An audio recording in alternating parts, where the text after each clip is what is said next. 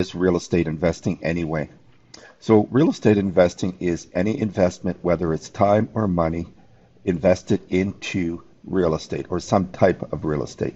And I'm going to go through a few that of types, different types of real estate investing, so that you understand better. So the first one, the most popular one, is where you buy a property, you rent it out, and you collect rents from that property. You pay your expenses. There's a number of expenses associated with holding rental properties.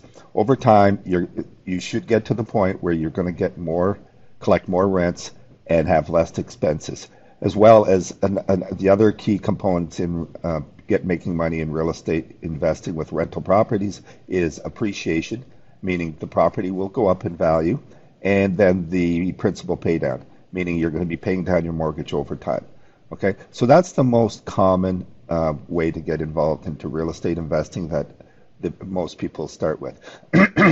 Another big one is fix and flips, and you see this all the time. There's a lot of TV shows out there where you go, you buy a property, you invest in a property, and you fix it up because it needs to be fixed up, and then you sell it over time. The challenge with fix and flips is you never know what you're buying. Even after inspections, you never know what kind of work you're going to end up doing. You never really know the costs.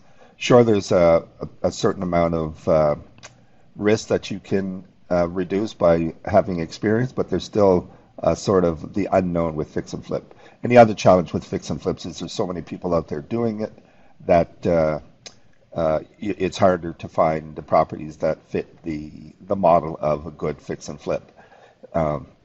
The other way you can get involved in fix and flips is you not really doing the work, but you could be a money partner.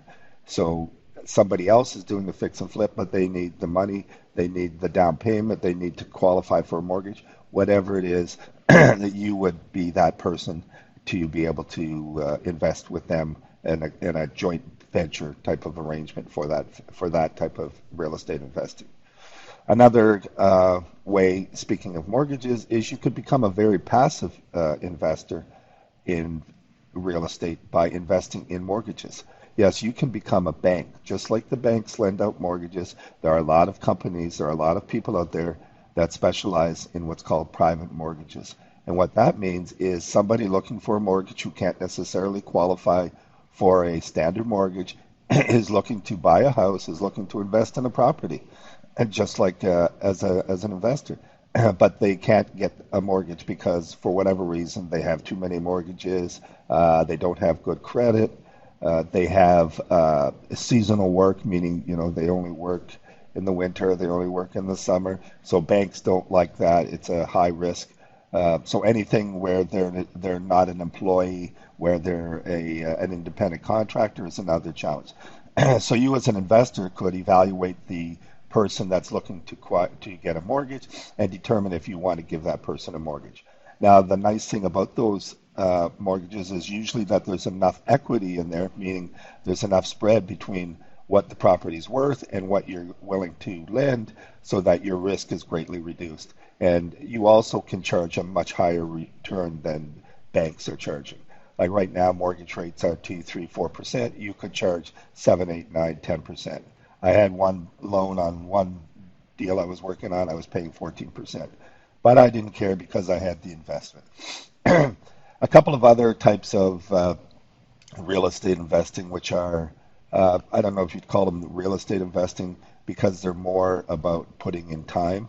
You're not actually taking money out of anybody's pocket and putting it into it, is wholesaling. Wholesaling is more of a job, I think, than real estate investing. And what wholesaling is, it's going out, finding people who are motivated sellers, meaning people that are looking to sell their home but can't really sell it because it needs work, whatever.